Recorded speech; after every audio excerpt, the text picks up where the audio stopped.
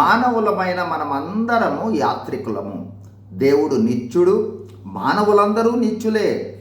దేవుని వాక్యం సెలవిస్తూ ఉంది, దృశ్యములు అనిత్యములు, అదృశ్యములు నిత్యములు. దృశ్యములు అంటే కళ్ళకు కనిపించేవి, అనిత్యములు అంటే శాశ్వతం కాదు, ఎల్లప్పుడూ ఉండవు అని అర్థము. అదృశ్యములు అంటే కళ్ళకు కనిపించనివి, శాశ్వతములు అంటే ఎల్లప్పుడూ ఉంటాయి, నిత్యము ఉంటాయి అని అర్థం.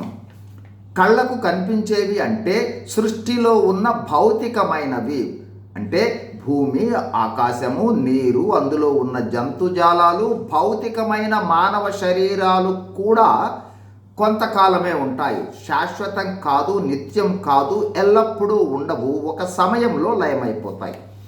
కళ్ళకు కనిపించనివి అంటే దేవుడు, ఆయన దూతలు, సాతాను అతని దూతలు, స్వర్గము లేదా నరకము, మానవునిలో ఉన్న ప్రాణాత్మలు, ఇవి ఎల్లప్పుడూ ఉంటాయి, శాశ్వతము, నిత్యము, వీటికి అంతము లేదా ముగింపు ఉండదు. ఇప్పుడు మానవులమైన మనందరము నిత్యత్వము కొరకైన యాత్రలో ఉన్నాము, ప్రయాణిస్తూ ఉన్నాము. మనము యాత్రికులము.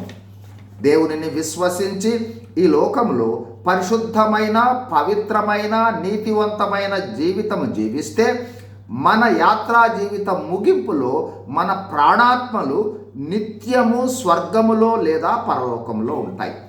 అపవిత్రంగా పాపాలు చేస్తూ దుర్నీతిలో జీవిస్తే మన ప్రాణాత్మలు నిత్యము నరకములో లేదా నిత్యాగ్నిగుండంలో ఉంటాయి. కావున మనము జీవించిన మన జీవిత యాత్ర ముగింపు, మన నిత్యత్వ గమ్యము పరలోకమా లేదా నరకమా అనేది నిర్ణయిస్తుంది. కావున దేవుని బిడ్డలారా, దేవుని వాక్యము సెలవిస్తుంది, పాపమునకు జీతము మరణము, అయితే దేవుని కృపావరము ప్రభు అయిన క్రీస్తు యేసునందు నిత్య జీవము, అంటే స్వర్గము లేదా పరలోకము. పాపమునకు జీతము నరకము లేదా నిత్యాగ్నిగుండము. కావున యేసు ప్రభు వారు కల్వరి శిలువలో మానవులందరి పాప ప్రాయశ్చిత్తం, పరిశుద్ధ రక్తం చిందించాడు. ఆ యేసు ప్రభువును పాప పశ్చాత్తాపంతో విశ్వసిస్తే పాప క్షమాపణనిచ్చి తన కృపతో స్వర్గము లేదా పరలోకమును నిత్యత్వంగా ప్రసాదిస్తాడు, నీతిమంతులుగా జీవించుటకు సహాయం చేస్తాడు.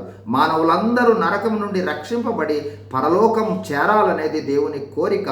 మరి పరలోక గమ్యంగా జీవిద్దామా? God bless you. Thank you.